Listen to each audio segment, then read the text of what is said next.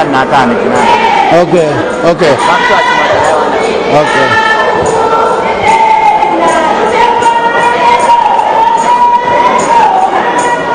Wait for me. Did you tell me?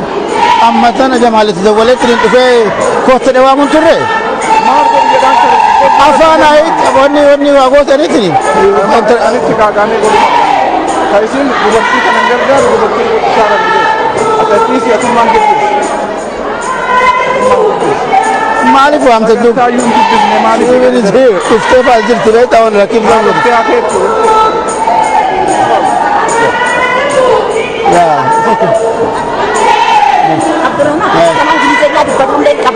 No, afaan fi miti. Ani beek warra na kenne waraqata. Jaruma kana na kenne beek taayenda. Na kennanitu maan yogguu nama dhufee isu waliin afaan wanni agootuudhaan. Sa'aatii kenna ijoollee kenna ji'a tokko pirogiraama kana dalagaa. After what? I don't know. After what? Warra waame okay, it's okay, that's fine. Waan jechuun beekaa jechuun namni kun waggoo seenan ol ka'anii fiiguu odoo hin taane Achuma dhaabbatanitti akka harkadhaan malee akka keeyyaas akkas hin fiine. Hin fiigan hin dhoogu namaa sakiriisin. Dhoofna marti ni fiiges baay'ee. Kaasuuf waan adda addaati. Please. Okay, we'll let them do it. Okay.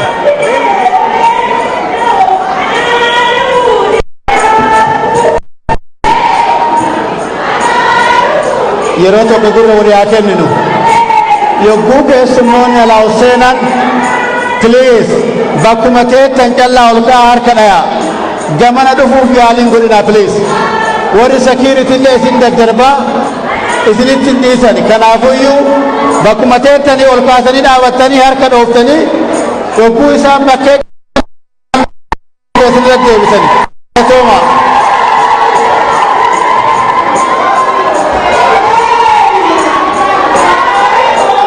keessummoonni keenya dhufu jiran fakkaatanii karaa gaariidhanii ol seenuu jiran fakkaata.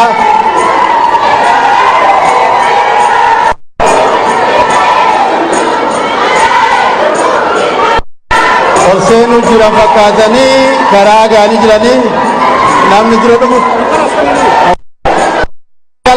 Hangafa qabsaayaa guddoo saba kanaaf jedheetiin yeroo dheeraa hidhaa keessa ture. ol seenuu jiranii isa harka dhayaa fi karaa kanaan kabajaa isaanii godha hamilee guddoo akka gootaniif kabajaan isin gaafanna harka dhayaa obbo Baqqalaa Gabraa baga nu dhuftanii baga ol agarree jennaan malee harka dhayaa hamileedhaan ulfaadhaa harka dhayaa hamileedhaan nagaan baga nu dhuftan jennaanii bakka isaanii qabatan. Galatooma hangafa keenya Baqqalaa Garbaa teessoo isaanii galatooma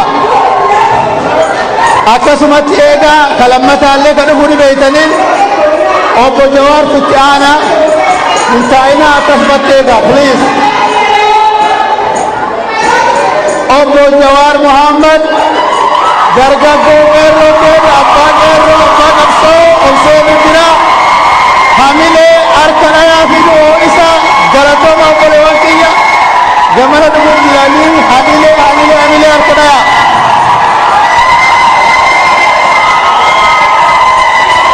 Galatooma. Yap. Galatooma bakka bakka jiranii.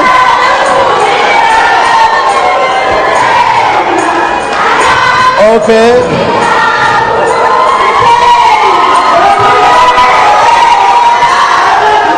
Keessummoonni keenya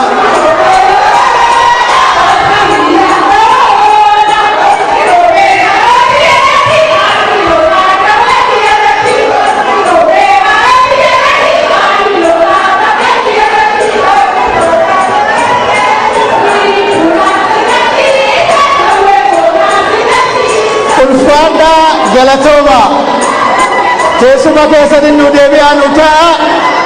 galata qabdanii ulfaadha hamilee gaarii kennitaniif galata qabdan dubartoota teenya sana gizee dheeraa dhaabattee harka dha'uu turte gizee tokko hamilee dubartii sanaa godhaafi سالما والله بتدير كلامي يدرني هاجلا توماني ألفات داسين جدا بكرو قبضة سكنتاك إن كلمات أتوبا كنو بليز نمن قلت بكرة سريتة بانوتا بتنا ريزرفيس نتاعي جريم بتي warri dubartiyyoo bakka teessan dhabdan gamni kun rizarvii isinii ta'ee jira taa'uu dandeettan gamana kuttaniitini warri dhaabbattan ammootuyyuu ka fotoo keessanillee sagantaa keenya akka ho'anuuf nu mijaa'u piliis teessoo keessanirra deebi'aanu ta'a galatoomaa ulfaadha.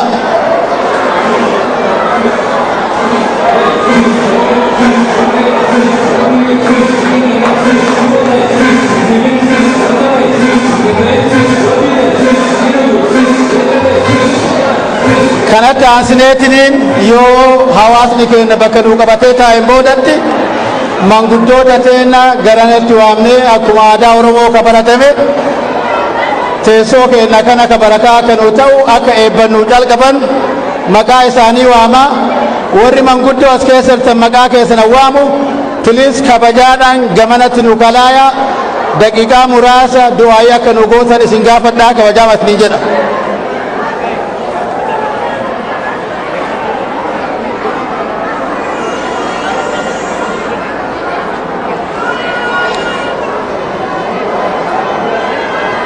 Sheikh Abdul Nasir manguddoo keenya imaama keenya Sheikh Abdul Nasir Hasan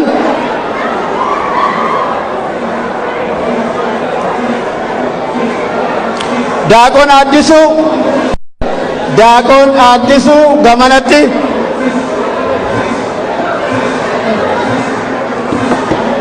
lama qabatu hin danda'u. I cannot hold both. Okay. Abdi Waaqoo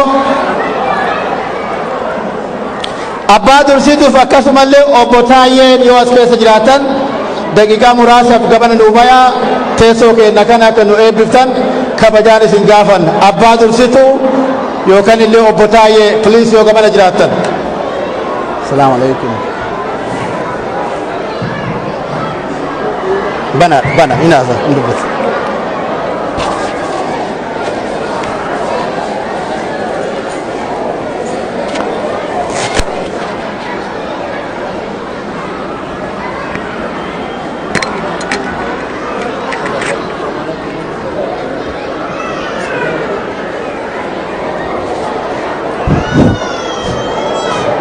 السلام عليكم ورحمة الله وبركاته. السلام عليكم ورحمة الله وبركاته.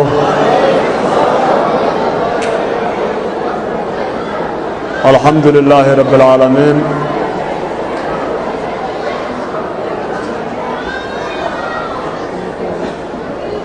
الحمد لله من قبل ومن بعد ويومئذ يفرح المؤمنين. الحمد لله ويانا الرجو يا جماعتي ويا وبلينتنا كاسدر ركون قدام ترى من هذا ترى ربنا نجام باسه نجام ونكون نمسيسه بعد نجام باتن جنانه وبقلا فوق جوار محمد الله إن شاء الله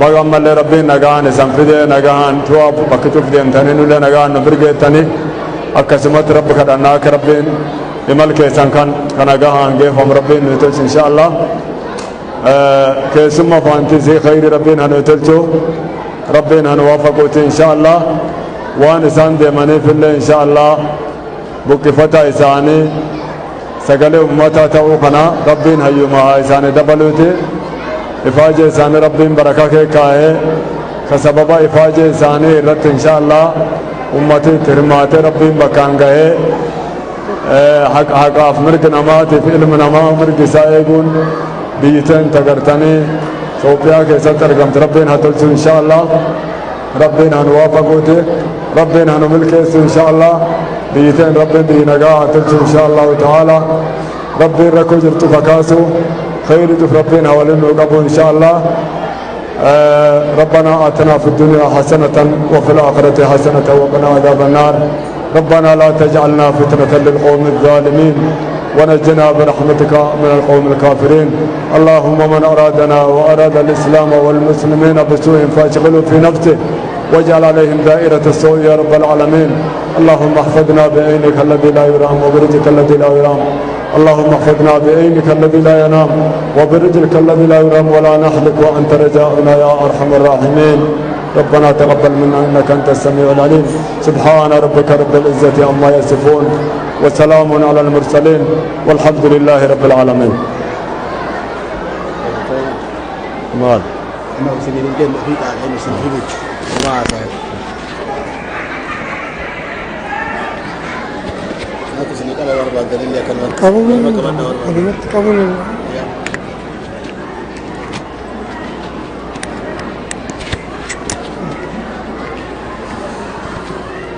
Okay. Hayyee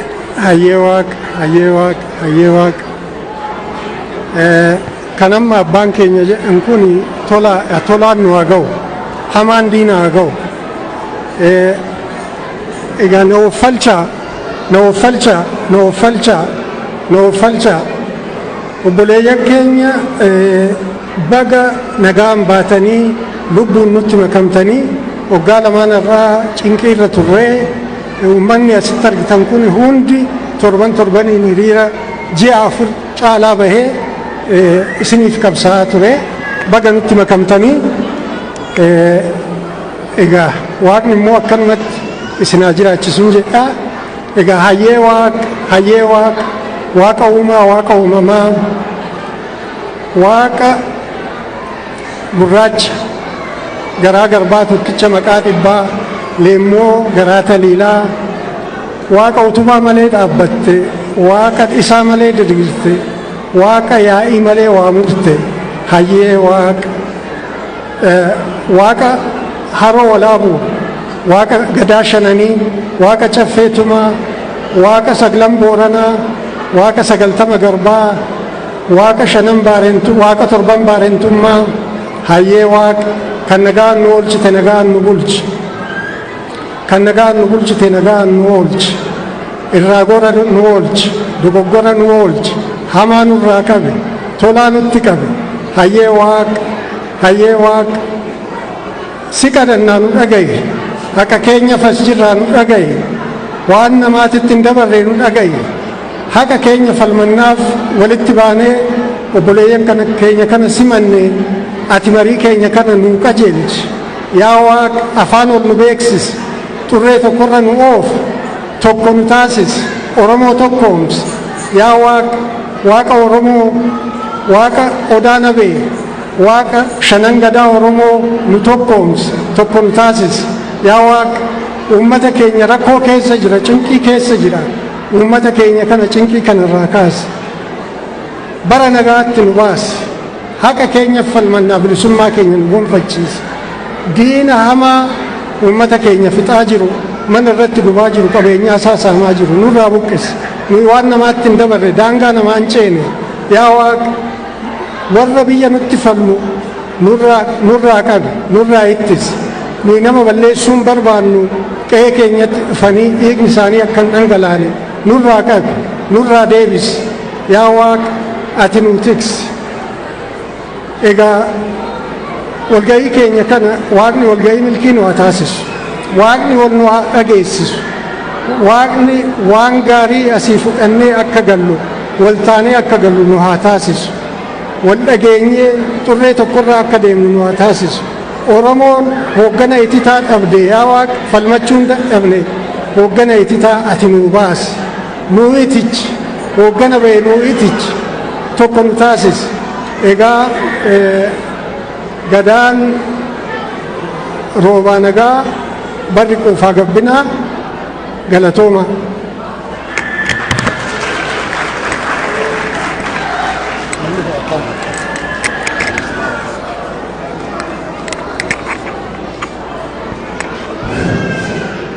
السلام عليكم. السلام عليكم.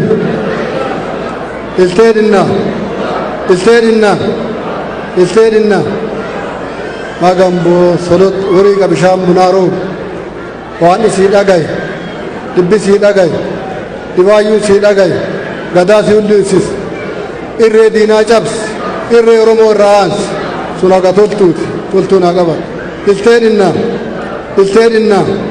hagan boosodot wariiqa bishaan bunaaroo waan isii dhagaye dhibbi sii dhagaye dhibaayyuun sii dhagaye sun haga toltuu naa qabattu teessoo teenna teessoo nagaa rabbi nu haa godhu teessoo ulfinnaa guyyaa gammachuu guyyaa ulfinnaan adda gallu guyyaa hadhaa guyyaa kabajaa guyyaa ulfinnaa rabbi nu haa godhu hin dhagannee baqqee fi jawweellillee baga baatanii jedhaa baga rabbi isin baasee ummanni kuwwanillee ka achitti hafellee kabaa'illee baga rabbi isin baasee kaafellee rabbi nu haa baasu rabbiin akkuma isin baase ummata maraa haa baasu ummanni keenya haga guyyaa hadhaatitti aduu hin jenne qorra hin jenne dhaabattanii dubartiin dhiirtin dargaggeessin waggaa lamaaf warri qabsoo kanaaf dhiiga jissaa baatan isseetatti warri koreenaan sodaan galatooma ulfaadhaa isin hin jedhe dubartoonni guyyaa hadhaa ganama irraa haga sa'a kanaa dhaabattee akkanatti kabajaan sa'a dheeraa kan uduun ifan ateetee jedhaa kabajaan keessummaa kennuutti eeddanillee ulfaadhaa galatooma rabbi jazaa keessan isin haa deebisu jazaa keessan bilisumma akkasuma ummanni keenya hundin baatanii asitti kabajaan nu simattan ulfaadhaa galatooma ulfaadhaa sun haga toltuuti. All right. Ayyee maqaa abbaa harimaa ana furuu qulqulluu waaqa tokkicha ameen. Oromoo jirtu baga jiraattanii waaqayyoon hunduu walga'ii kana irratti kan nu ga'e galata guddaa isaaf haa ta'u. Isinillee galata qabdanii hooggantoota keenyaa hayyuu obbo Jawaar obbo Baqqalaa lubbuudhaan baraaranii asitti nu waliin walga'ii kana godhuuf waan dhufaniif isaanillee galata guddaa qabanii kanatti aansee waa'een baay'isuu asumatti dhaabbadhaa garuu dhumarratti qabsoon kun itti fufuu qabaa tokkummaa keessan cimsaa yoo heeyyamaa natti yoo naa kennitan I was gonna give them a big hug for these two leaders, please.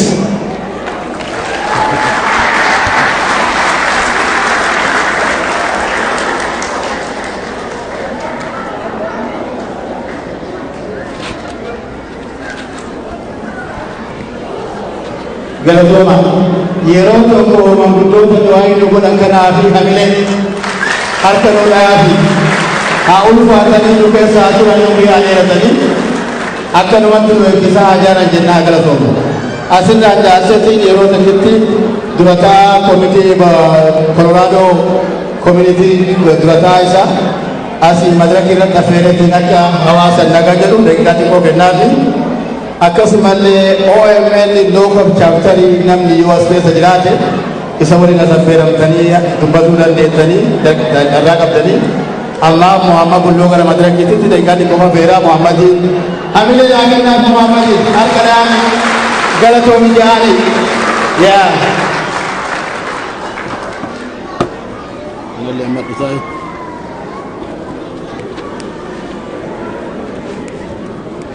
The hell is this?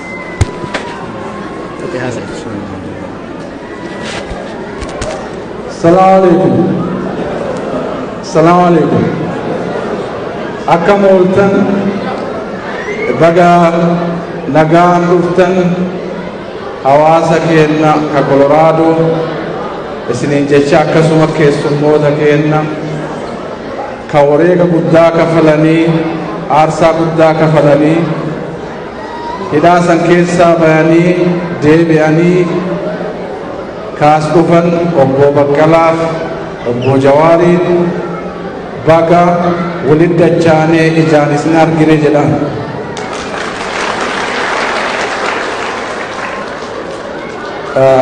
Yoo nu biraa deemanii mana hidhaa san galan umachi keessatti hafan lubbuun ba'anii waan isaan arginu nutti fakkaannee ture waa hundaa rabbi danda'ee beelaa guyyaa 40 san keessa dandamatanii lubbuun jiraatanii nu bira gaaniiranii kana hunda ka godhe rabbi waan ta'eef rabbiin galatoomfadha alhamdulillah jedhama. Itti aansuudhaan hawaasni Koloraadoo haga isaan hidhaa keessa dararamaa turan hiriira bahuudhaan maallaqaan gargaarsa adda addaatiin laabii gochuudhaan ummanni kun akka bahu maatii isaaniillee warra hidhamanillee gargaaruudhaan waamicha yeroo irraa yerootti waamaa turre awwaattanii gargaarsa waan godhaa turtaniif qabsoo waan tumsaa turtaniif hedduu galatooma harka fidaa jedhe. Hawaasa Koloraadoo dhugaa isiniin boonna sagantaa yeroo maraa goonutti durummaan waamicha kenna awwaattanii yeroo gabaabaatti haa ta'u torbaan tokko haa ta'u gadi baatanii utuu nu saalfachiifne raawwataa turtanii bifa adda addaatiin qabsoo goonuu irratti ammallee fuuldurallee aadaan kun akka isin baratu jedha. Xumura irratti qophii kana qopheessuudhaan koree kana eega waamneen booda koreen kun yeroo gabaabaa keessatti hirmaatee halkanii guyyaa hojjannee waan xumurreef koree kana warra qindeessaniif hedduu ulfaadhaa jedha. Keessattuu haawwatiin dubartoonni akkana bareedanii qophii kana bareessuuf halkanii guyyaa hojjetanii waan as ga'aniif mee yeroo tokko hamlee naa kennaafi jedhe. Hedduu isiniin boonna dubartoonni keenya nu caalaa hedduu fagaatanii gurmaa'anii jiranii kun immoo akka aadaa isin haa ta'u yoo isin fuuldura keenya deemtan qabsoon kennallee ufaboo kenna waan deemuuf dubartoonni keenya jabaadhaa jedha. Akkasumas dargaggoonni warri waardiyaa damee waardiyaa waan kana waan qindeessitaniif hedduu ulfaadhaa jedha. Gama xumura irrattiin qabsoo hadhooftuu jaallan keenya godhan kana ka biyya deemanii wareega kafaluuf ammallee deemaa jiran haga xumuraa hawaasni keenya ka Koloraadoo bifa adda addaatiin isin cinaa jira jedhee waadaa isin seenuu fedha. Ulfaadhaa galatooma.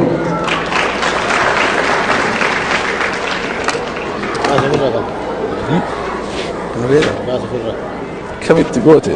Yeroo tokko durataa koominitii keenyaa hamilee harka naadhaafi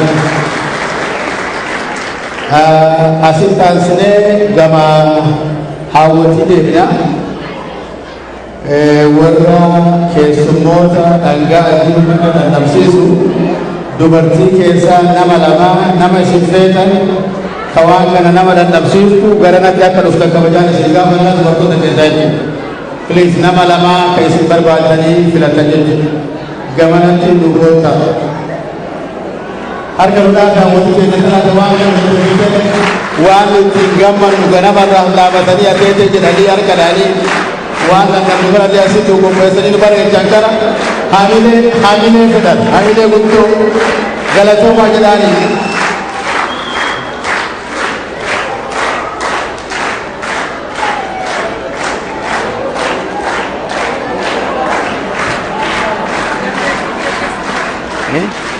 Thank you. You're welcome. Assalamu alaikum. Ummani ku walle ana dufu akam naga. It's a tough place to be, huh? Haye qophiin dubartii galatooma ana dufu akka dubartii Denveriiti isiniin jenna hawwannillee ana dhufu isiniin jedhanii obbo Baqqalaallee obbo Jawaarillee baga rabbiin mana hidhaa sanirraa isin hambise. Welcome.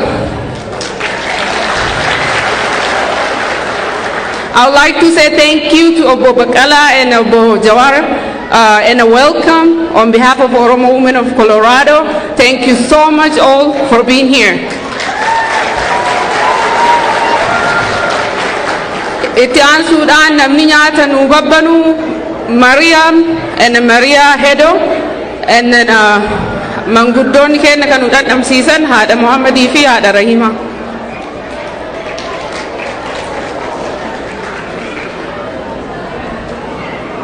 Mariam.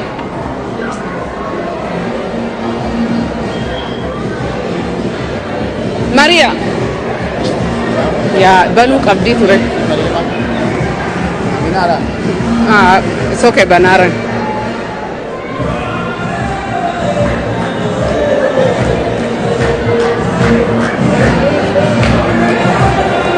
Bani, amin. Oh, jarab bana.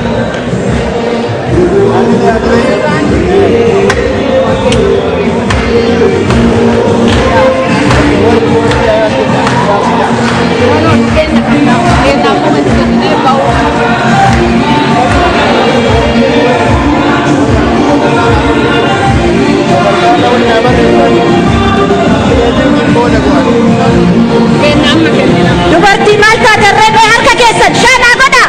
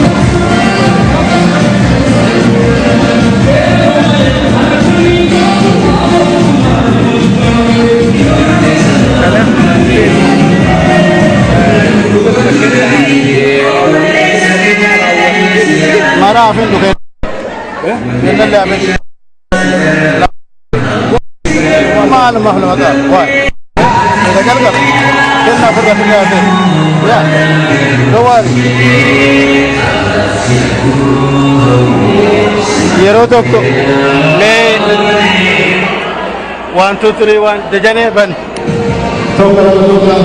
Please muuziqaa illee yeroo tokko.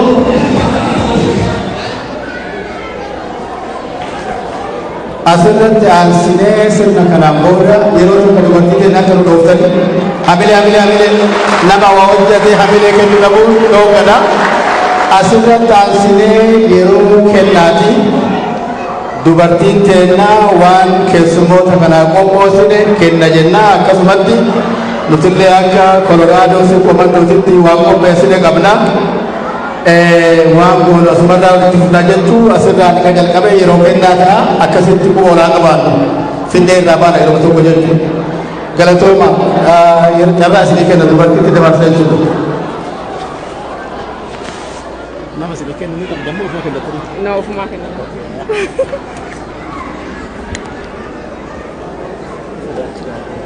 Ayyeka galatoma duratti jirtu dagat very important word that Ajalu left with us It never fades. It never loses its sweetness. Onne qabadha, okay? Hacaaluun jirtuu nu dhaamee deeme. Oromoo jirtu? Jirtu?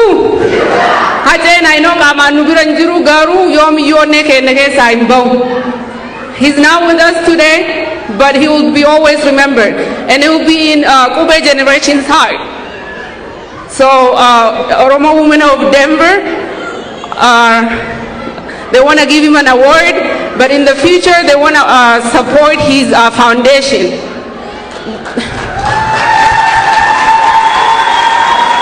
Oromo women of Colorado awardii Hacaaluu kennan kana yeroo biraa kara foundation isaati jijjiiruu fedhanii kana waadaa seenaniifi jiran. Kanaafuu obbo Baqqalaa kabajaadhaan akka kennaa Hacee kana kiyyaa biraan yookiin faantuu biraan nu gahan kabajaan isaan gaafan. Amina Kemika. And then the award say in loving memory of Hacaaluu Hundeessaa, the Oromo woman of Colorado, Ani Ummata Oromo of Qaaliidha jedhe Haceen, and he will be in our hearts forever.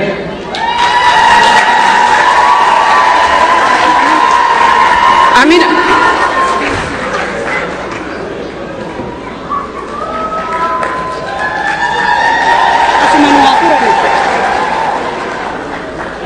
Thank you, Galatoma.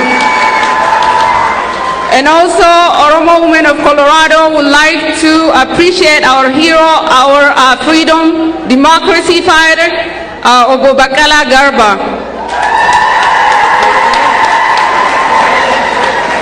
The award says, Award of Excellency, Professor Baqqalaa Garba, Hero. We, the Oromo women of Colorado, present this award to our honorable leader. Continue to lead and make us proud. Thank you for all your hard sacrifices.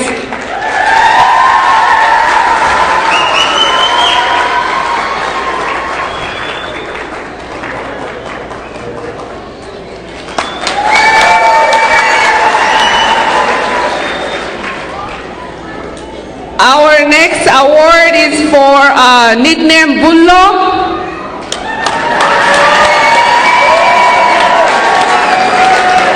Our passionate leader, uncomparable,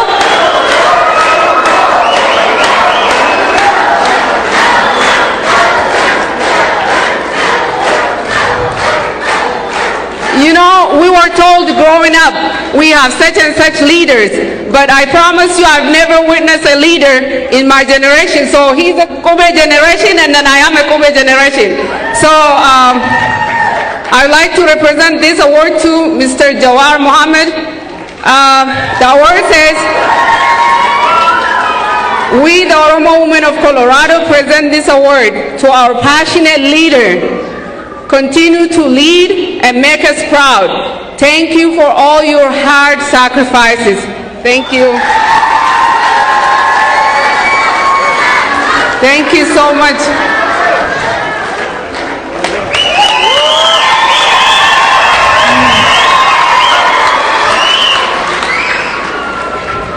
Nuni Patina, almost done. Our next award goes to somebody in the audience. I'm just kidding. It goes to Hamza Borana.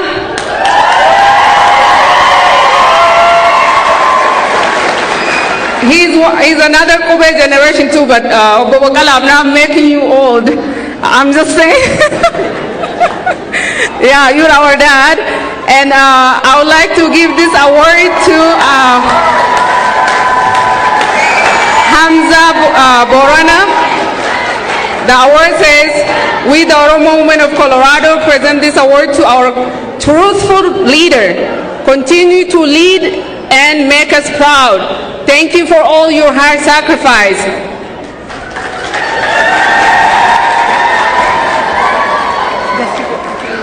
Okay, okay. Thank you. Thank you.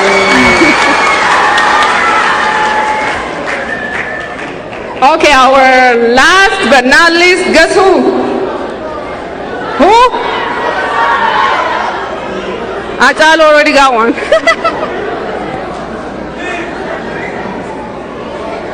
Okay, we lost Hajalu, right? And then we kind of lost our voice for a while. But somebody got up and he became our voice when it was dark.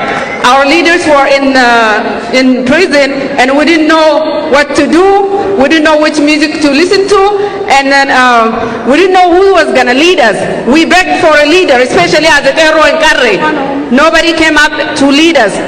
Thank you, God. Alhamdulillah. And then they're out. Our precious leaders.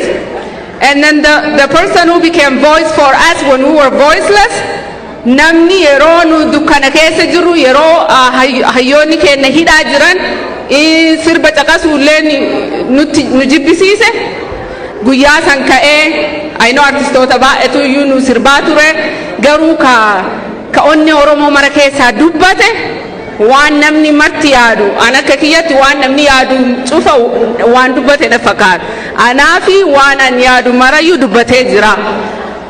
This award goes to Bullo from Oromo Women of Colorado.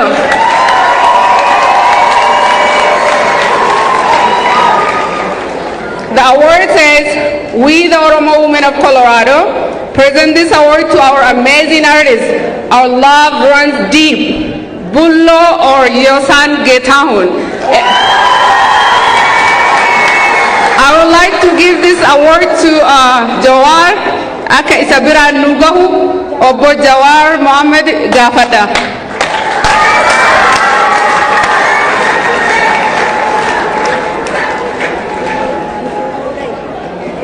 Okay.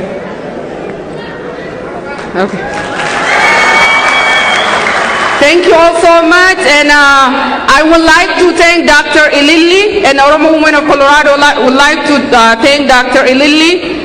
She was their doctors when they were in prison, and Kasumati Dr. Jawari Le Oromo Women of Colorado and Sakana Nudabar Sedani Galatoma. Thank you.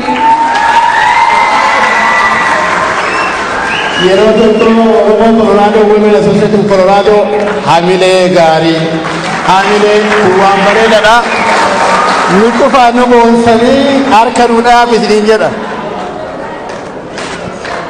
Asimba Ansine Kenna Livintu Jira Kenna Kakenu Siko Mando Colorado Opobakalafi Namabiras Jawari Fille Kanabras Fille Kenna Kamna Olbay Krab Olbay Mama San Olbay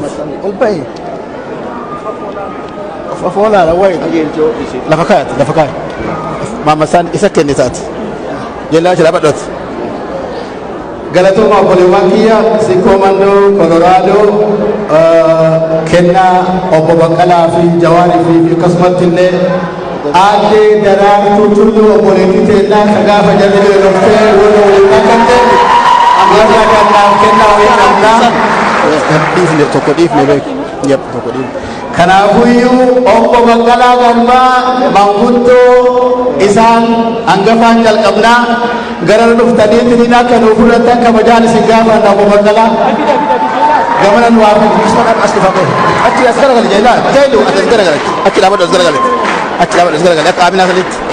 Hamile Opo Wakala Garba Kamsaya ke Namagunta Kuni Kenna Isaliti Computera MacBooks Pro Isalif Kendine Galatoma Simpo Mando Colorado Irna Galatagunta Gabda Orkestrina Devia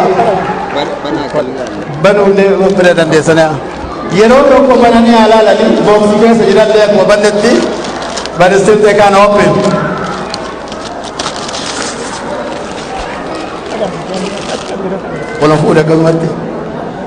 This is Pro Max Apple computer. Tamaharwa N1 Kajera. That's a new generation. It's come up about 3 months ago. It's an epic Kata Arkanu Ayabi. Etiasine Asgaragan. That's about Asgaragan. This is the Takan. Yep. Etiasine Opo Jawar Muhammad Jawar Jawar Muhammad yeroo tokko gara na dhuftanii tindakka nurraa fudhattan isinii feena isiniin jenna. Obbo Jawar Muhammadiif kennaa kana koree Komando Colorado irraa isaaniif kompiitara Max Pro M1 ka jedhan about 3 months old new generation isaaniif binnee kenninee itti xiqqaata. Namni waan xiqqoo kenne waan guddoo nama dhoofatu galatoomaa isinii jenna nurraa fudhadha.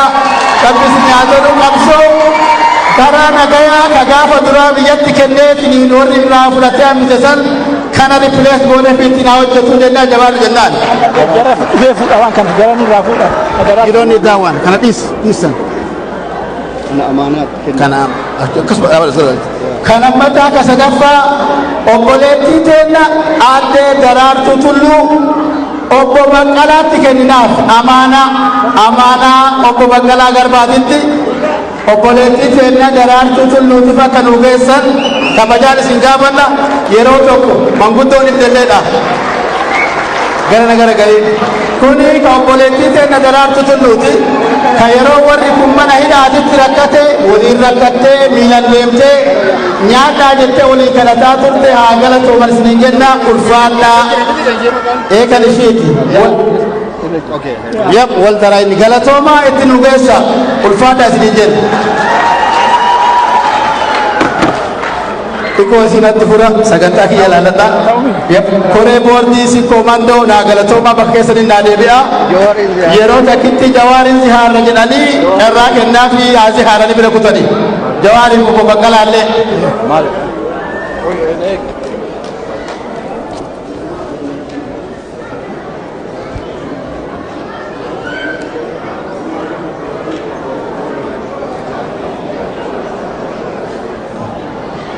Galatoma Koresi Komando bakkatti nu deebi'e hamilee Koresi Komandooti. Galatoma hawaasni keenya dhuunfamatti galata guddaa qabdan guyyaa gabaabaa keessatti mallaqa akkas ga'u guurtanii obboleewwan keenya qabsaa'an hangaffan keenya kana waan dandeenye waan isaanii ni kenna jennu godhuun baay'ee nama boonsaa galata qabdanii galatoomaa ittiin jenna. Galata guddaa qabdan harka ofiidhaa yeroo tokko galatoomaa.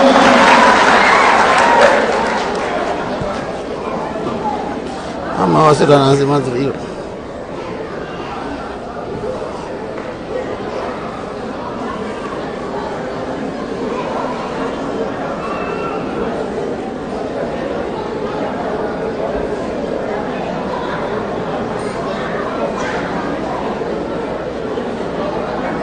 Yeroo takkitti obbo Jawaal Said gama kanatti aswaama keessumoota kennan baga dhuftanii akka nuun jedhu hawaasa kennallee achumaan dhaamsanuu waan akka himu Jamaal Saidii fi obbo Muhammadi yeroo tokkotti affeeraa jechuudha.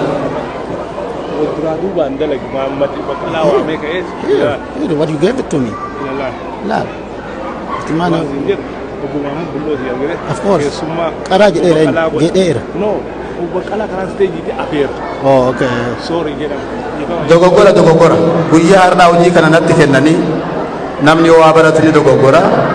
Obbo Muhammad Bulloo Tutuyyuu keessumaa kenna hangafticha obbo Baqqalaa Garbaa gara madirakiitiin nu affeeraa Muhammad Bulloo gama nu baay'isanii jenna dhiifama guddaa waliin yeroo gabaabaan akka kennamee akka gaarii naan galle galatooma.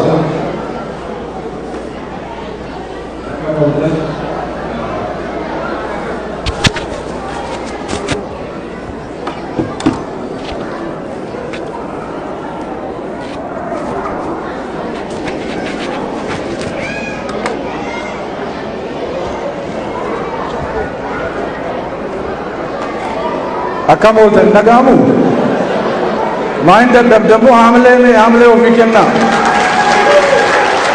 hedduu namatti toltuu hamlee ofii kenna isin malee hin bareennu hedduu akkana dammaqinaa baaru hamlee ofii kenna itti aanseet obbo kabajamuu obboleessa kiyya obbo Baqqalaa Garbaa akka ummata Koloraadotiif akkuma isaan mata dureen jedhutti galateeffachuu dhufanii waan isin ummata jaraaf gootan kanaafuu bakkee kanatti obbo Baqqalaa afeeree jedhaa nagaa sinaa fuudhu isin haa galatoonfatu maayikii gara obbo Baqqalaa. Maali?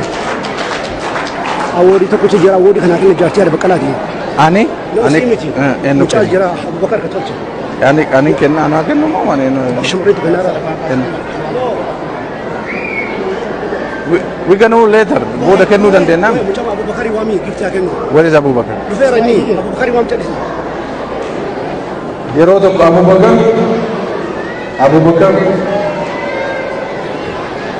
Abubakar Aisha Sakina. Aisha Sittina, there is other personal gifts. Asba yeroo tokko Waami ka. Sakina Aisha Abubakar.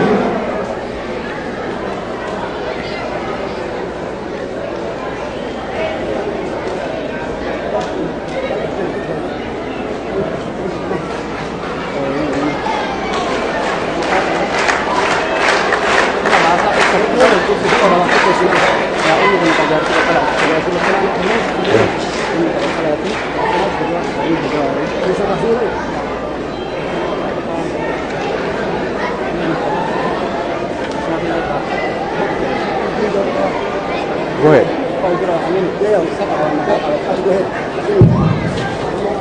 Maayikiin kunillee achi deemuu qabaa beek.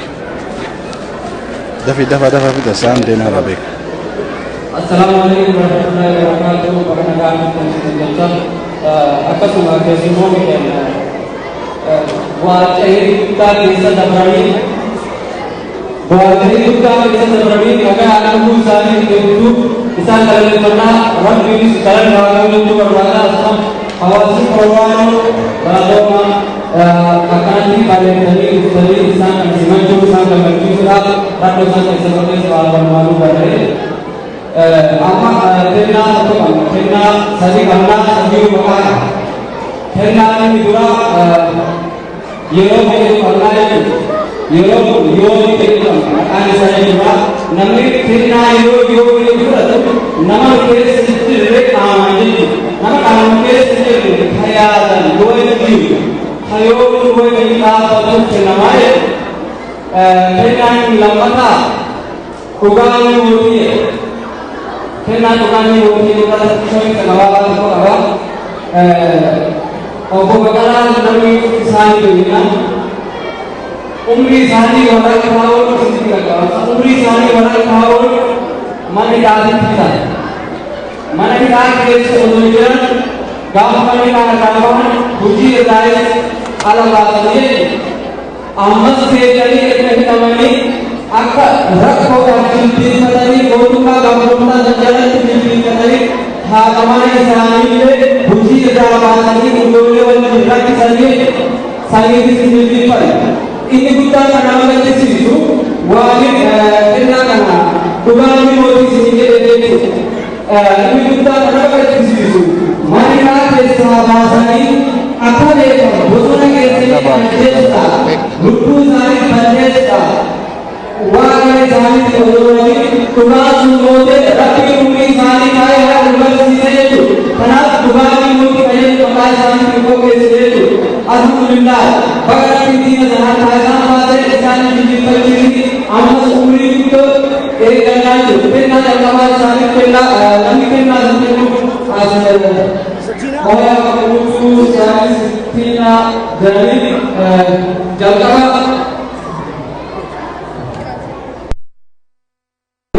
karena saya itu kan orang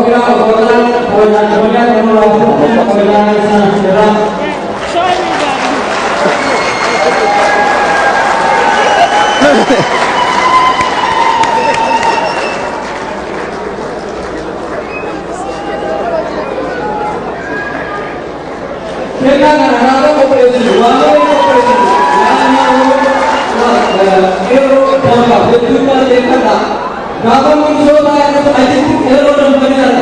Gaba lantaran oleh atlantar kesamaan. Siapa unia gaba itu siapa semangat. Dia akan karena gaba opini orang itu misalnya misalnya amma kaasii tokko irratti ta'uu isaanii mala Afrikaa maaliif keessanii jedhe achirratti Nelson Mandela jiraa jechuudha. Hayyuu akka isaanii hawwagaa keessatti beekamee osoo abdii nuti hawwii jedhanii obbo Baqqalaa Durii abdii nuti maaliif hawwii jedhanii jennaan.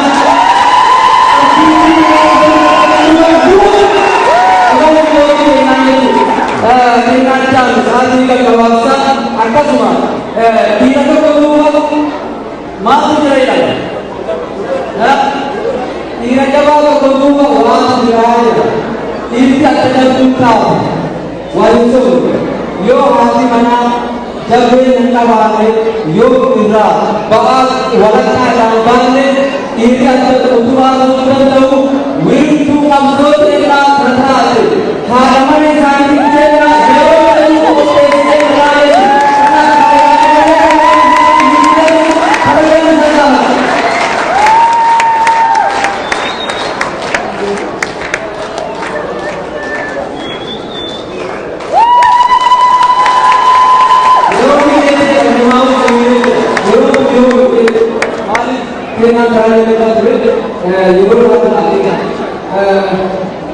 Shafts is his son.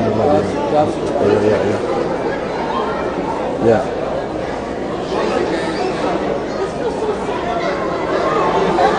Okay.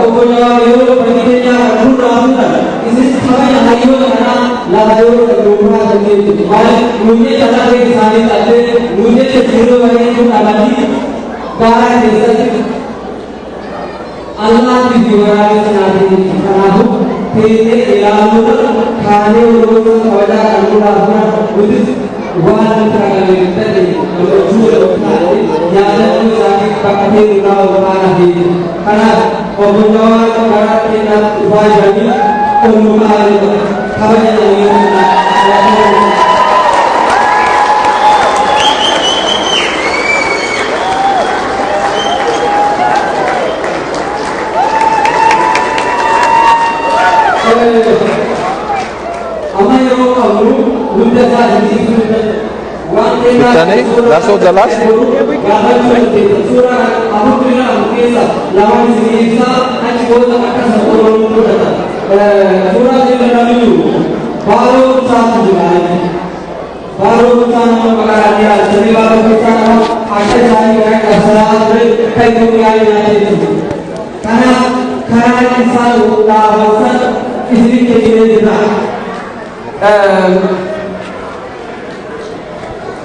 Viva!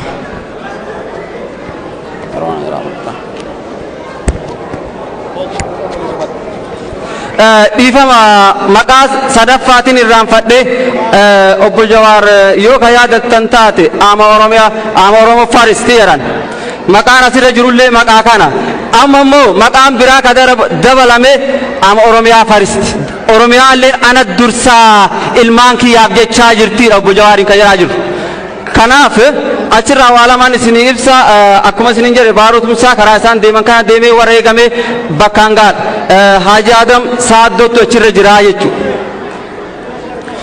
Haji Adam Saaddootu achirra jira gootummaas wal fakkaatanii waa hunda wal fakkaatan jechuu barbaadetii taanitti fixattanii galatooma sa'aatii hin qabnu yoo dandeettan akkasumatti hiitanii akka biraatti ni kina galatooma ulfaadhaa isiniin jira Jawaariin faanis amaanaa Oromiyaa bakkaan nu gaadha. Galatooma dhiifama yeroo waan hin qabneef jarjarsine malee yaadni isaa yaada bareedaadha. Bakka irraa dhaabne isinii deemina obbo Muhammad isinii kenna jechuu keessummaa keenya kabajaa obbo Baqqalaa Gabraa garatti nu afeera jechuu galatooma dhaggeeffadhaa. Anamma itti ittuma kenna.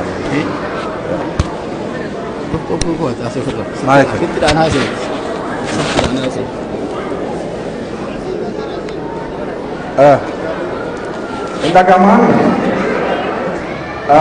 dhiifama sa'aan kennallee deemaa jira gabaabumatti gara waltajjii keessummoota keenna dhageenyaa kabajaan waltajjii obboleessa kiyya obbo Baqqalattiin dabarsaa maakiin keessan obbo Baqqala.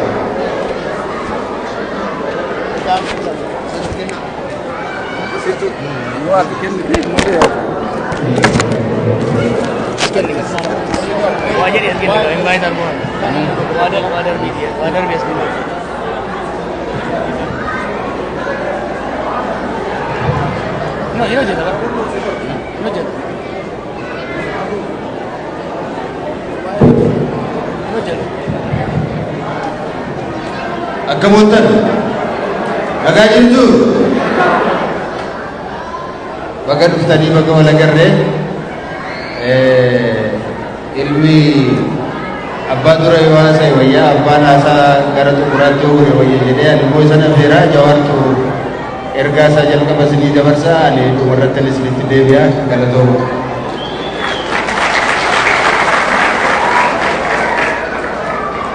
Alakummaa mootummaa dursan hin beekne garuu ajaja fudhannee jirra nulleen. Akkam oolta warra Kolooraadoo naguma fayyaa jirtaniimi. Waggaa lamaan irraa yeroon dhufu dubbiin xiqqoo adda turte. Ho'aa ture alli gummii gaafas baga rabbi qabbaneessi. Namoota beeku hedduun argaa jira asitti.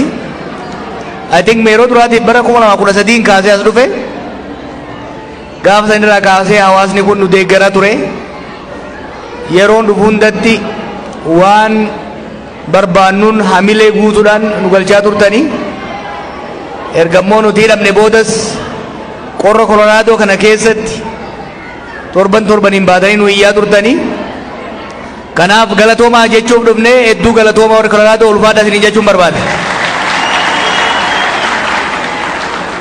Haasaa dhedheeraan goonu marii bal'aa isin wajjin godhuu barbaanna.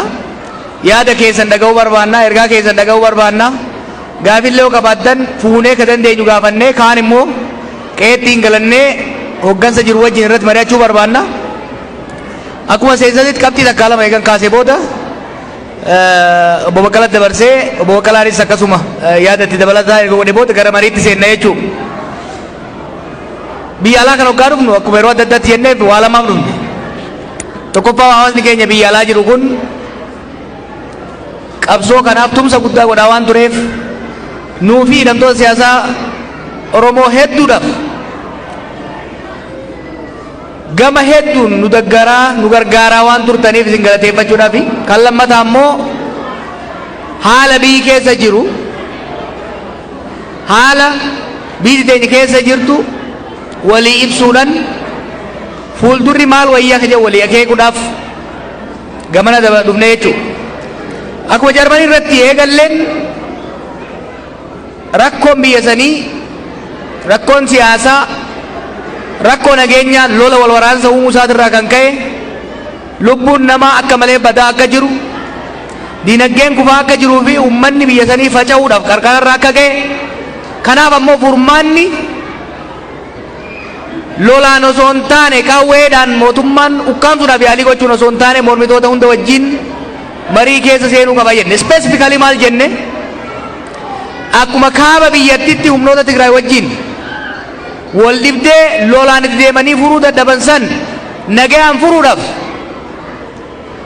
itti deemaa jiran san lola Oromiyaa keessaas Beenishaangul keessaas Qimaanti keessaas bakka adda addaatti godhamaa jirus nagayaan furuu wayyaa mana Itoophiyaa jedhamu bitti gara maraan wanti qabamee jiruuf kan gara olii qofa dhaamsanii ka gara gadii dhiisuun hin ta'u ka gara bitaa dhaamsanii ka gara mirgaa dhiisanii mana san hin baraarra jechuun hin danda'amu. Kanaaf nagaya buusaa jechaa turre waan agarru ture jara nagaafas namni keenya biyya alaa jiru hedduun akka hin taanetti hiikkachuun lolaa ture. Ni hubanna sun gaafsan illee hubachaa turre nu garuu waan agarre ture. Adeemsa kana keessatti sagalee Oromoo sagalee Oromiyaa moggeessuudhaaf yaadamuudhaaf abbaa yeroodhaaf humnaan isaan caale yookiin immoo isaan gite qofa wajjin haasa'uudhaaf akka deemaa ture agarre jechuudha. Ooleen bulle hin turre torbaan dabre kana keessa ibsa warri biyya bulchu baasee agartanii jirtan. Kan kaabaa nagayaan muruudhaaf koree jaaran. Kan Oromiyaa keessaa immoo lolaan dhaamsinaa jedhan. Kun akka dhufaa jiru waan agarreef jechuudha. Ijji fagootti waa ofirraan agarre tamuutaan of keessaa baasan jaan. Ta fagootti ofirraan agarre. Hogganni fagootti illee arguu hin dandeenye uummataan deemuu hin danda'u. Nuti waan dhufaa jiru kana waan agarreef dursinee uummata keenya dammaqsuu barbaanne. Dursinee mootummaa akeekkachiisuu barbaanne. Dursinee hawaasa addunyaa international community hubachiisuu barbaanne jechuudha. Ammas taanaan irra deebinee himuu barbaanne. Biyya Itoophiyaa jedhamtu akka manaatti yoo ka fudhannu taate ibiddi kallattii maraan itti qabatee jira. Gubbaan itti qabatee jira. Cinaan itti qabatee jira. Kabaan isaa boba'aa jira. Gidaarri isaa boba'aa jira. Ibidda gara maraan mana ibiddi gara maraan itti qabatee jiru kana gara tokko qofaan dhaamsina yaanii deemuun of sobuudha.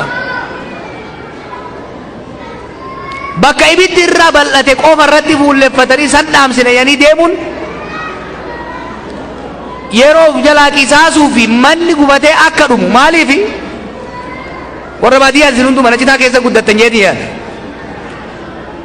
Ibidda gara maraan qabate gara maraan jigiitti baatee yoo dhaamsite malee ka gara tokkoo qofa dhaamsa jettee waa turuftutti ka gara biraa manatti nyaatee daaraa godhee si eegaa jechuudha.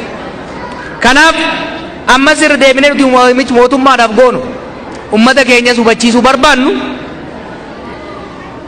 ibiddi kun dhaamuu baannan gara maraa dhaamuu baannan kana jechuun mootummaan humnoota ittiin waliin lolaa jiru wajjin humnoota TPLF ta'an humnoota waraana bilisummaa Oromoos ta'an kan Gaambeellaas ta'an kan Benishaangulis ta'an kan Qimaantu wajjin yeroo tokkotti different track ta'uu danda'a.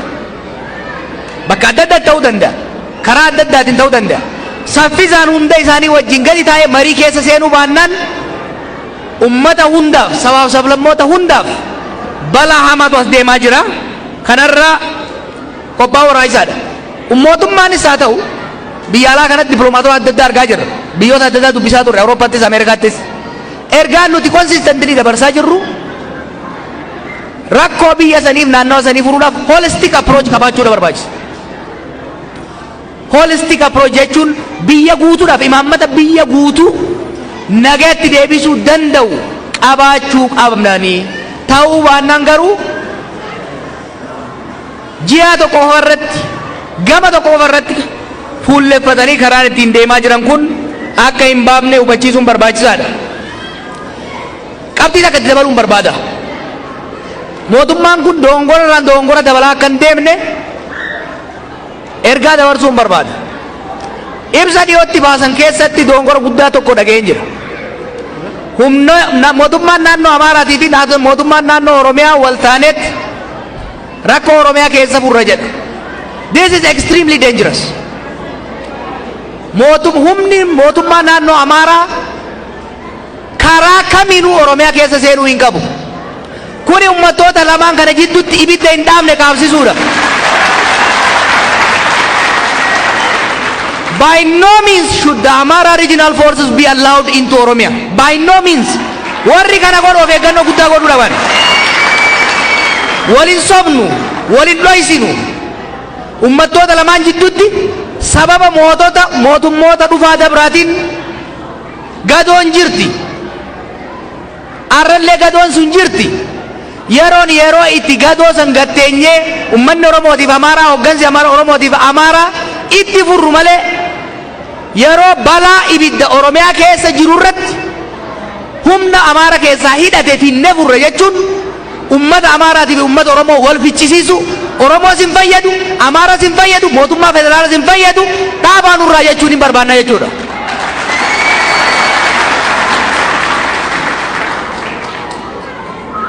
Oromoofis sabaaf sablammoota maraafis mootummaafis warra mootummaa qawweenis haa taatu qawwee maleen mormuunis ergaan kaafaa'oon qabu tokko ergaan kaafaa'oon waggaa 4 irraatti qabaachaa ture waggaa 25 irraatti qabaachaa ture waggaa 2 irraa qabaachaa ture arrallee qabaachaa jiru tokko biyya saniif lolli hin baasu wal waraansi hin baasu wal waraansa ka fidu immoo waa lama jennee taphanna tokkoffaa sirna abbaa irreetti olaantummaa garee tokko olaantummaa paartii tokkootiin sirna abbaa irree ijaaruudhaaf yaaluudha kan lammataa sirna saboota walqixxummaan eegu ijaaruudhaaf carraaquu mannaa sirna ilaalcha tokko ejjennoo tokko qofa calaqqisu ijaaruudhaaf deemuudha kanaaf akka kaafaa'utti ergaan kaleessas har'as borus ummata keenyaaf ummata hundaaf dabarsinu ummatoota biyya saniitiif nagaa naannoo saniitiif kan baasu ammatti lola takkaa'u ibidda biyyattii kallattii maraatti qabate kana saffisaan dhaamsu comprehensive national ceasefire lolli Tigraayitti dhaabatee Oromiyaatti itti fufuu inuma hin dandeenya kana beekuu danda'uu qaba namni it is impossible kan gochuun kanaaf tokko lolli gara maraa haa dhaabatu jenna lammaffaa sababoota lolatti nu geessan kana mari'achuudhaan waliin haasa'uudhaan itti haa deemnu yeroo har'aatitti irrallee laallu ummattoonni biyya sanii sodaa guddaa wal shakkii guddaa keessa galanii jiran wal shakkii guddaa kana bira dabree bakkoota adda addaatti mootummaaf humna hidhate qofa osoo hin ta'in gartuuleen bifa adda addaatiin ummata keessaa bayan wal rukututti jiran kana hanqisuudhaaf gara mariitti deebi'uun barbaachisaadha akka kaafaa'utti kaamannu akka appaartaamaatitti ilaalla Itoophiyaa appaartaamaatti ilaalla appaartaamaa san keessatti saboonni hundi mana mataa ofii qabaatu waliigalatti immoo wal ta'anii nagayaas qulqullinas eeganii mana ofii hin bulchu appaartaamaa san immoo hin bulchu kana jechuun sirna federaalizimii ijaaruutu nu fayyadaa jennee amanna nagaan nu barbaachisaa sirna dimokiraasii nu barbaachisaa sirna federaalizimii nu fayyisaa kanan nu wayya jechaa jirra kana gochuudhaaf mootummaan osoo yeroon hin dabarre wanni waan nuuf yeroo dabraafi waan nuti waggaa 4 irraa jechaa turre har'a mootummaan jechaa jira marii biyyoolessaa jennee gaafa nu waan nu san eenyu wajjin mari'anne jedhanii nu hidhan marii biyyoolessaa seenaa jedhanii nutti waadaa jiran har'a but it's too late saniif har'as nagaa barbaachisaa lolli haa dhaabatu jenna humnaan cabsinaa jechaa deeman humnaan cabsinaan biyya cabsuudha saba wal cabsisiisuudha mootummaa sirna biyyaa laaffisuudha kana sirreessuu qabnaa jenna kanaaf ummanni keenyalleen kana hubattanii mootummaan kun lola dhaabee balaa hama sabaaf sablammoota biyya saniitii fi biyya san irratti dhufaa jiru akka dhaabu nu wajjin dhiibbaa akka gootan waamicha isinis dhiyeessuuf dhufne ulfaadhaa wayyoomaa obbo Baqqalaattan dabarsa.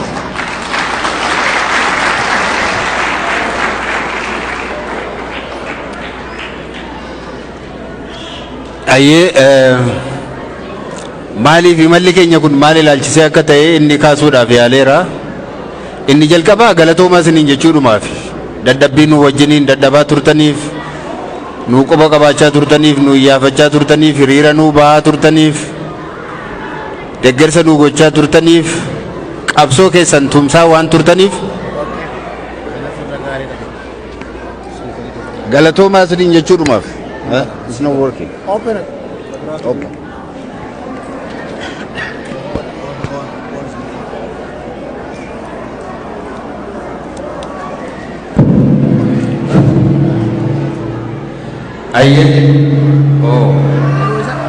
Yeroo keessi kaasani. Kanaaf inni jalqabaa galatoomaa isiniin jechuudhumaaf inni lammaffaa immoo maal keessa jirra har'a biyyi kun maal keessa jirti Oromoon maal keessa jira gara fuulduraatti immoo maal gochuu qabnaa isa jedhu gabaabsinee wanna tokko walitti himuudhaaf jalqabee waa'ee nagaa dubbachaa turreerra as geenyeerra nagaan nu barbaachisa jenneerra maaliif waa'ee nagaa haasofna yoo jenne rakkootu jira jeequmsatu jira nageenya dhabuutu jira biyya keenya keessaa hojii ofii sirnaan hojjetanii galanii manatti galuun dadhabamee jira sababii kanaaf nageenyi nu barbaachisaa jechaa jira nagaan gosa lamatu jira gosa lamatu jira.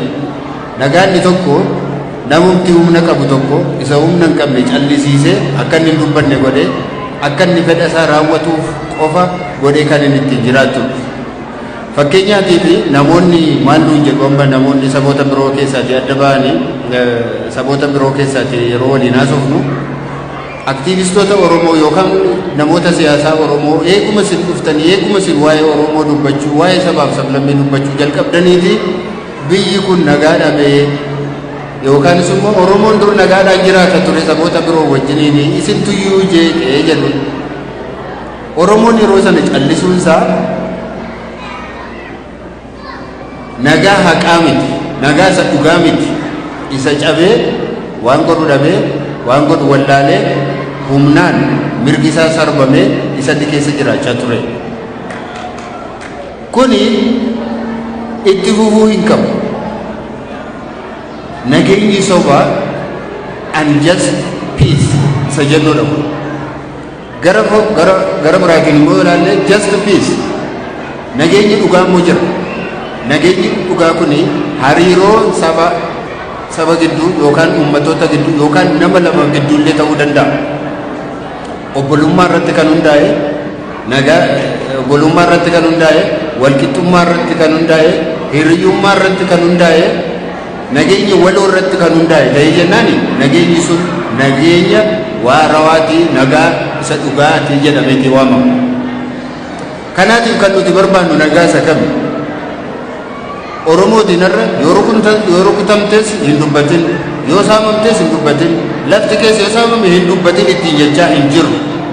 Mirga isaa mirga dhalootaan qabu mirga isaa yeroo namni irraa fudhatu hin dubbatini callisii uffata kee yeroo sirraa baasan kofoo kee yeroo sirraa fuudhan waan hundumaa yeroo saaman callisii ittiin jechaa hin jiru.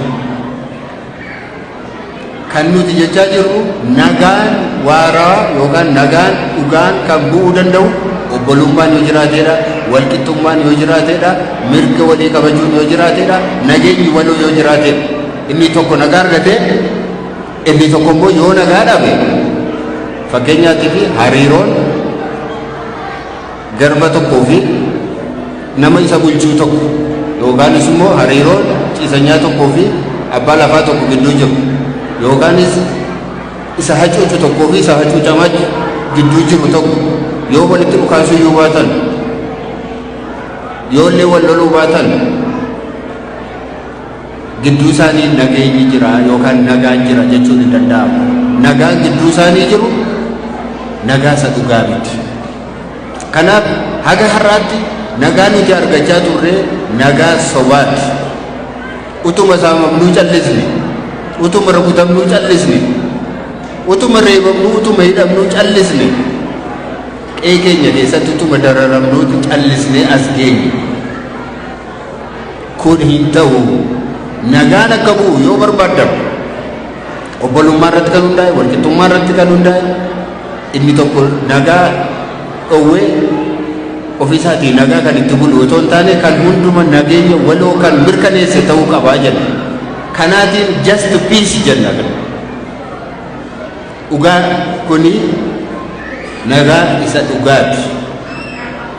Isa dhugaa irratti hundaa'e isa hin boorofne isatti fufiinsa qabu kan nuti qabsoofnuuf kanaaf har'a humnaan yoo cabsitanii Oromoo kana yoo cabsitanii borri gaafa humna argatu humna argachuun isaan oolu hunuma ka'a ammallee heduma moo abbaa biyya isaatti abbaa mirga isaatti hin taane. Kanaatiif mootummaatiin kan nuti jennu hin dandeessu akka kanaatti itti fufuu hin dandeessu jechaa jirra malee uummata keenyaan yoo si rukutan hin dubbatanii yoo si saaman hin dubbatanii ittiin jechaa hin jiru. Mirga isaati qabsaa'uun karaa fedheen qabsaa'ee ofirraa deebisuuf mirga qabu. Kana keessatti nuti qooda qabna. Dhaabbilee biroonis qooda qabu, isinis qooda qabdu, inni biyya keessa jirus qooda qabu. Kana bifa kanaatiin akkasiin nu hubattan barbaada. Nuti Oromoon irra deemnee callisiisuuf miti kan nuti deemnu. Hin dubbatina waa'ee mirga keessaniitiin jechuun mirga isaatiif sabii hin dubbanne kabajaa hin argatu. Amma waa'ee nagaa yeroo dubbannu araara yookaan waa'ee nageenyaa TPLF wajjin nanaasaa garuu waraana bilisummaa Oromoo wajjiniin hinaasa'uu jedheera mootummaan. Maal jechuudha kun? Kana keessa iyyuu maaliif wajjiniin hinaasa'uutu jennaan qondaalli mootummaa tokko maal jedhe dhageessaniitu miidiyaa irraatiin. Isaan sana wajjiniin yoo haasofne egaa warri birooni ergamtoota isaaniitiidha. Waan nama dhibu keessa namni kana jedhu immoo Oromoo ta'uu isaati. Oromoodhaan isa mirga isaatiif falmataa jiruun ergamtuudha jedha. Tuffiidha kun. Ergamtuudha si wajjiniin hinaasa'u jechuun saba kanaaf tuffii hammamii kan ta'e beekamuu qaba. Kun xiiqiitti kan nama geessuudha. Eenyullee ergamtuu warra ergamee bareetu warra umrii isaanii guutuu sirna hundumaa keessatti warra ergamuu bareetu ergamtuu namaan jedha. Kun immoo hunduma caalaa yoo nama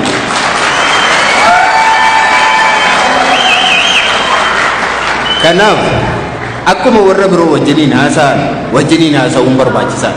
Qawwee hin qabdanii hamma isaanii humna hin qabdanii kanaatiif isinii wajjiniin haasa'uun jedhama yoo ta'e Oromoon mirga isaa kabachiisuudhaaf qawwee isaa cimsachuudhaaf ni danda'ama. Kanaatiif wajjin haasa'uun dirqama. Karaa nagaa dhiisanii karaa salphinaa barbaaduun barbaachisaa miti. Kanaaf mootummaatti dubbachaa jiran. Eega isaanii waliin haasofte nageenyi waarawaan akka bu'u nageenyi dhugaan akka bu'u kanneen meeshaa qabatanii mirga isaanii falmachaa jiran hundumaa wajjiniin haasaa yoo akkana ta'etti nageenyi bu'a. Kana ta'uu baannaan nagaa ni haasofnu sini nagaa isa dhugaa miti. Just peace isa jennu sana miti. Kun immoo hin turu ittiin jedhu. Mootummaan kaleessa nu hidhe waan meeqa hojjete har'a immoo fakkeenyaatiif uffata kana narraa baasee namni tokko booddee yoo deebisee naa kenne kun nagaa miti. Namni sun nagaa jaallata jechuu hin dandeenye. Har'a narraa baasee yoo inni deebisee naa kenne an kanaaf gammaduu hin qabu. Mirguma gosa narraa mulqe naa deebise nan fudhadhe. Amma nu inni dhabne hin gammaddu miti yeroo nuyi baanu. Baay'een keessan hin gammaddu. Haa ta'u akkasitti haa fudhannu. Garuu nama fayyaa qabanii hidhanii hiikanii gammachiisuu jechuun maal jechuudha? Wayyaa kun narraa baasanii deebisanii naa kennuu jechuudha kun. Kun mirga jedhamu. Mirga jedhamee hin waamamu. Kan hin galateeffachiisus nagaa kan barbaadu ta'uusaas hin mul'isu. Kanaaf Oromiyaa keessatti wanti har'a ta'aa jiru Oromoon karaa afurii rukutamaa jira har'a yoo argitanitti yoo ta'e. Fakkeenyaaf raayyaan ittisa biyyaa quba rukutaa jira. Poolisii federaalaatti bobba'ee rukutaa jira. Humni addaa Oromiyaa rukutaa jira. Amma immoo kun hundumtuu ga'uu didee mootummaa naannoo biraarraati humna hidhate humna addaa humna alagaa fidanitti rukuchiisaa jiru. Karaa afurii rukutama sabi kun guyyaa har'aa kana. Eega nuyi as teenyeeti tariitii yoona nama meeqatu du'e laata. Kana yaadachuun kana quba qabaachuun barbaachisaadha. Tuffii nurra jiru kanallee haquu qaba mootummaan. Akkuma amma Jawaar kaase mootummaan naannoo Oromiyaa mootummaa naannoo Amaaraa wajjin walii galee nageenya Oromiyaan kabachiisa jechuun maal jechuudha? Mootummaa Oromoo mootummaa kooti jedhu lakki ani hin dandeenye kottuuti ilmaan koo naa reebi kottu haadha manaa koo naa bulchi jechuun maal jechuudha kun? Salphina akkamiitu kun mootummaa naannoo Oromiyaati? Mootummaa akkasii qabaachuu keenyaaf salphina guddaa keessa akka jirrudha kan natti mul'atu. Akkamittiin orma fidee maatiisa saba isaa akkamittiin rukuchiisa? Humni naannoo biraatii hidhatee seenaa jiru kun seenaa maalii qaba kanaan dura yoo argitan dhageessaniitu.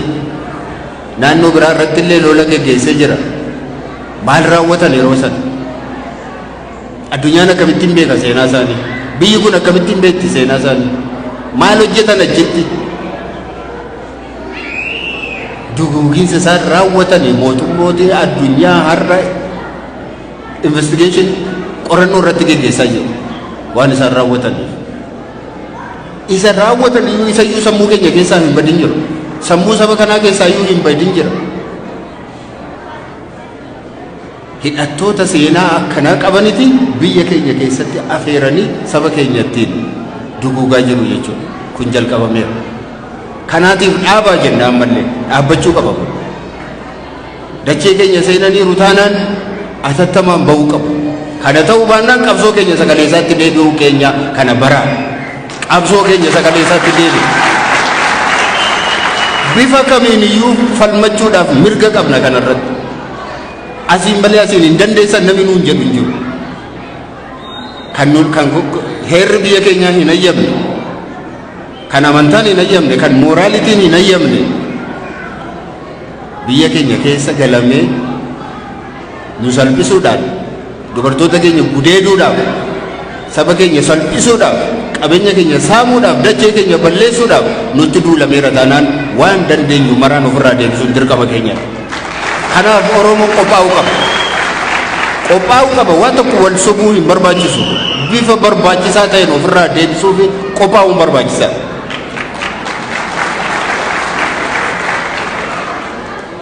Humni sadii xixiqqaatee jennaan humna afraffaa yoo miti.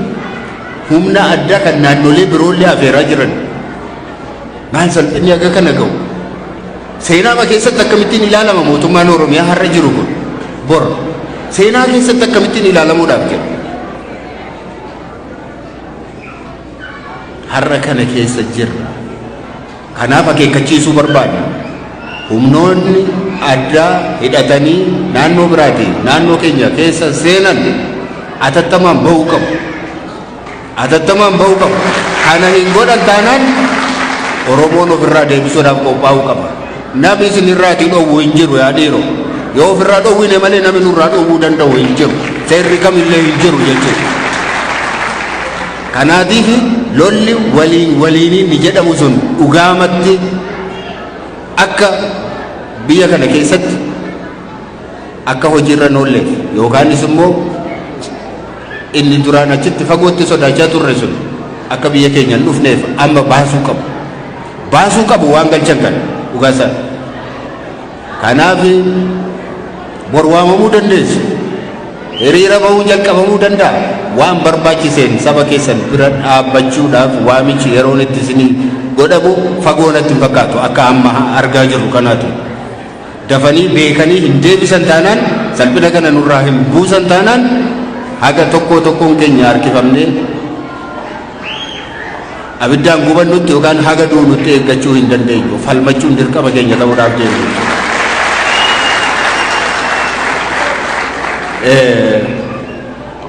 Wanti keessa jirru kana fakkaata. Nagaadhaaf dursa kennin dhiisaa. Waggaa har'aa waa'ee nagaa yeroo namni dubbatu maaliif waa'ee nagaa dubbattu humnaan deebi'a seera kabachiifna jedhanii Tigraayitti duulan salphatanii deebi'anii dhufan. Hin danda'amne waan sun hin balleessine inni jedhame sun baduun hin danda'amne. Waraana bilisummaa Oromoos hin balleessina jedhanii isaan ittiin qabanii shanii maal jedhanii sabboona duguugaa jiran kun ni milkaa'u ammallee milkaa'uu hin danda'u. Waa tokkoon isinitti himuu barbaada. Shanee jedhanii namni isaan ajjeesaa jiran kun baay'inaan waraana miti.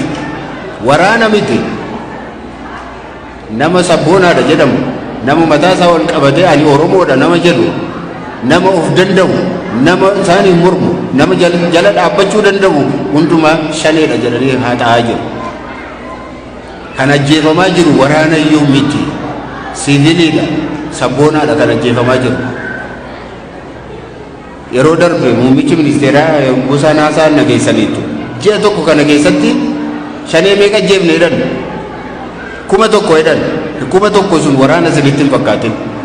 Waraana isinitti hin fakkaatin siviilii bakka keessanii isa hojjetee nyaatuudha kan ajjeefamaa jiru. Sababii sabboonaa ta'e sababii ani Oromoodha sababii jedhuuf kan du'aa jiru isaanii. Kanaaf nurraa dhaabbachuu qaba. Ammas kanuma akeekkachiifnan kanuma yaadachiifnan irra deebinee adaraa keessa nurraa dhaabaa. Humna alagaa humna ormaa kanas nurraa deebisaa. Rakkoo jirus akkuma TPLF wajjiniin karaa nagaa xumuranna jettan waraana bilisummaa Oromoo wajjinis taa'aati wajjiniin haasaa. Waraanni bilisummaa Oromoo mootummaan na dubbisee jennaan ani wajjiniin haasa'uudhaaf qophiidha jedhee ibsa baaseera. Kana gurra keenyaan dhageenyeerra dubbifneerra ibsa isaanii. Wajjiniin haasa'uudhaaf qophiidha. Mootummaan maaliif qophii ta'uu dide? Mootummaadhaan qophii ta'uu qabda haasa'uu qabda jennee dhiibbaarra kaa'uun dirqama keenya jechuudha. Yoo isaan didan akkuma kaleessaa sakaleessaatti deebi'uuf jirra. Qabsoon inni dhugaa amma eegalamuuf deema. Oromoo waan tokko waan isin gammachiisu hin qabu amma qabsoonni dhugaa sichuu eegalamuuf deema. Kanaaf qophaa'aa waan jiruuf ofirraa deemsudha. Kanuma jechuun barbaada. Gaaffii yoo qabaattan gaaffiilee tokko tokko nu gaafachuu dandeessu. Gaaffii ja'a duwwaa fudhannaa, dubartootarraa 3 fudhannaa, karaa kanarraa 3 fudhannaa. Waltajjii kana amma hin kenninu jaratti hin kenninu. Waltajjii kana nutu to'ata. Maaliif nama eenyummaa isaa hin beekne irraatti fudhachuu barbaadna gaaffii. Gidduudhaan sagantaa biraan jira taanaan itti fufa. Gaaffii garuu numatu kenna qophaa'aa warri gaafattan.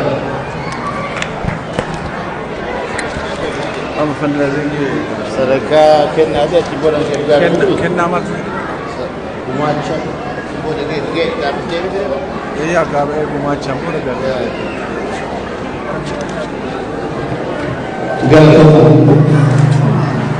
Ifa maadama ayyaawwanni kun sagalee fi yoo sagantaan keenya I need to stay away from this thing. Homa lama tuwafee sagantaan keenya asirraa ka'ansinu sadarkaa gumaa